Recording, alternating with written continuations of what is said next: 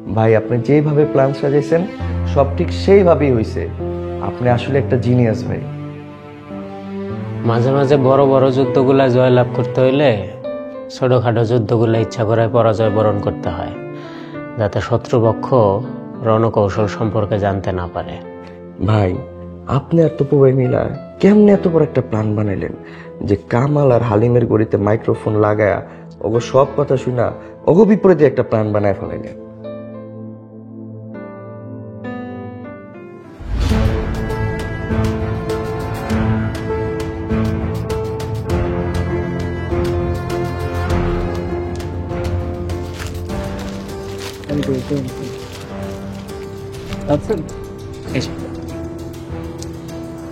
হালিম আর কামালের ঘড়ি এটা রতনটা দিয়ে চুরি করে আনছি।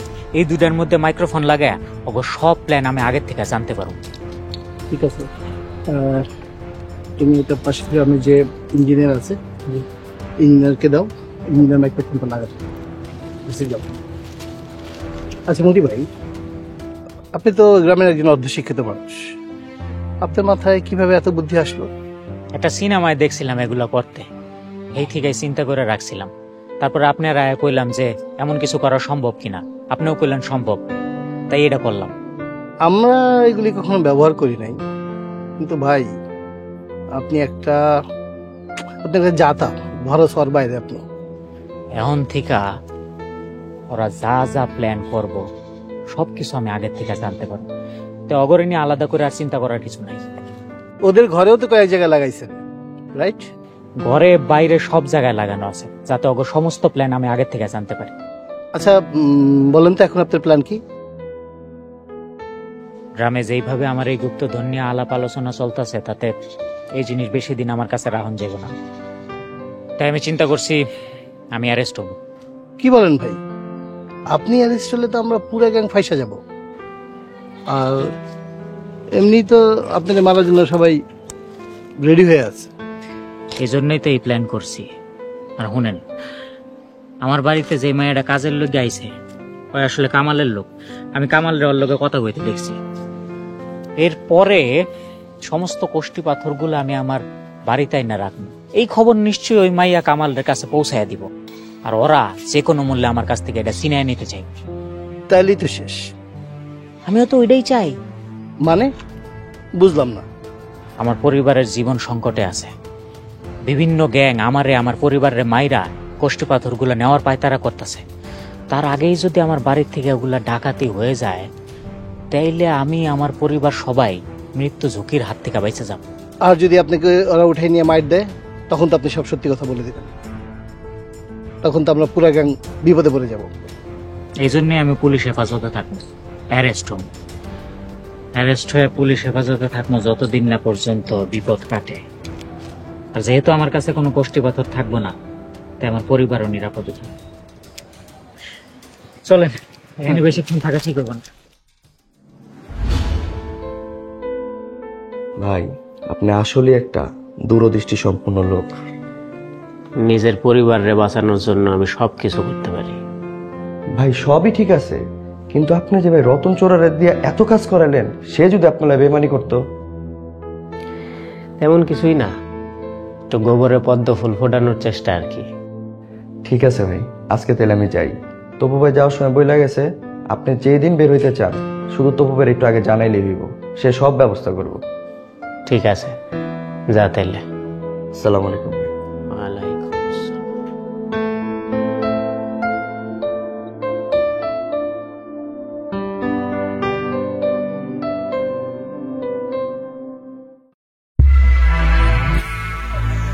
ভালোই ভালোই কইতেছি, টাকাগুলা কই কম, নাহলে কিন্তু এতে জান নিয়ে ফেরত যাইতে পারবি না। আমরা কষ্ট করছি আর আপনি হুট করে এসে টাকা নেউরাল দিবেন, সেটা ধইতে পারে না। টাকা কি তোর জীবনের চেয়েও বড়? এই টাকা নিয়ে আমাকে নিজের মধ্যে অনেক ঝামেলা হয়েছে। আমি হালিম আর কামালের মাথা ফাটাই দিছি, ওরা সবাই আমার বাদ দিয়া টাকা পয়সা নেউরাল দিছে। এইটাই তো কইতাছি, টাকা কই রাখছে? এটা আপনার কই আমার লাভ কি? তোর লাভ, তোরে জিন্দা ছাইরা দিবি।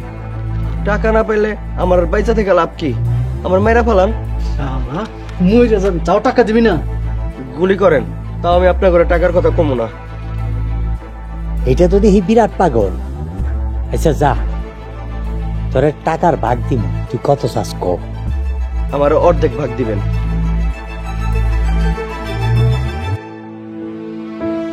ঠিক আছে, তোর অর্ধেক ভাগই দিব। তাইলে হন,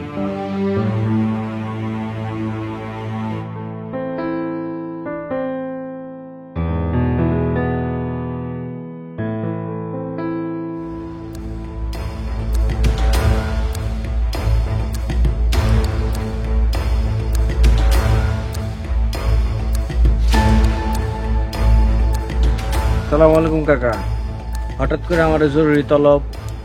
ওয়ালাইকুম আসসালাম। তোমারে ডাকলাম হালচাল জিগাইতে। বুঝলাম না কাকা। শুনলাম নতুন করে নাকি ব্যবসা দিছো, তাই জিগাইতে ডাকলাম। ও আচ্ছা, হ কাকা, আপনাকে দোয়া দুরুদলে ব্যবসা একটা শুরু করছি। তা বাইতে আহেন, আপনার কিছু ভালো মন্দ খাওয়ায়। কামাল, তুমি তো জানো আমি টাকা ছাড়া কিছুই খাই না, সেটাই খাওয়াও। বেশি না, 10 কোটি টাকা। কাকা, এত টাকা আমি পামু কোন? আমার কাছে কি আর এত টাকা আছে? কামাল, টাকাটা তুমি একলাই হজম করে ফেলাইবা। তুমি তো জানো আমারে টাকা না দিয়া কেউ হজম করতে পারে না। কাকা, টাকা এখন আমার কাছে নাই, তো এটা বিশ্বাস করেন আমার কাছে আসি। আমি খুব সাবধানে আমার টাকাটা রাখছিলাম আমার কাছে, কিন্তু এখান থেকে টাকাটা গায়েব করে দিছে। তাই আমার যে ধারণা, এই টাকা গায়েব করার পিছনে হালিম কাকার হাত আছে। ঠিক আছে, গায়েব কেমনে হয়েছে, কে করছে সেটা পরে দেখ। নান্টু চল। সালাম আলাইকুম। ওয়ালাইকুম।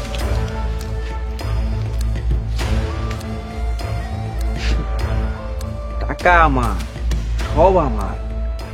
তুমি চেয়ারম্যান, আমার লগে খেলবা খেলা।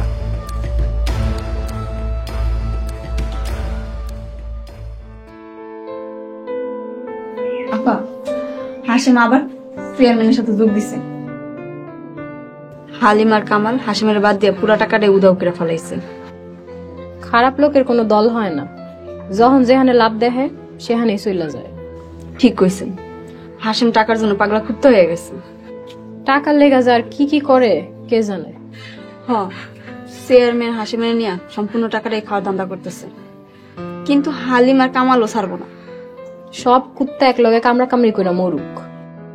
আপনি মনে যা বুঝলাম, চেয়ারম্যান খলি যদি টাকা না পায় তাহলে কাউরি ছাড়বো না। শোন, তুই চোখ কান খোলা রাখবি, কখন কি হয় সব খেয়াল রাখবি। হ, এলেকি তো গ্রামের মহিলাদের কাছে যে এই খবরই নেই।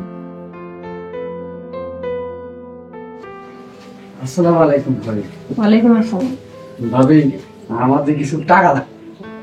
কত লাগবে? এই 20,000 হইলে দিব। আচ্ছা, তুমি খারাপ। ফুলি, তুমি কেমন আছো? ভালো আছি।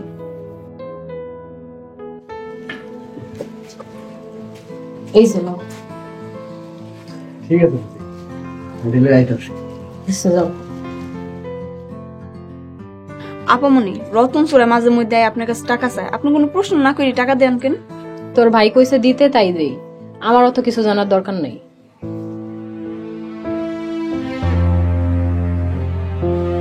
তুই হামজা,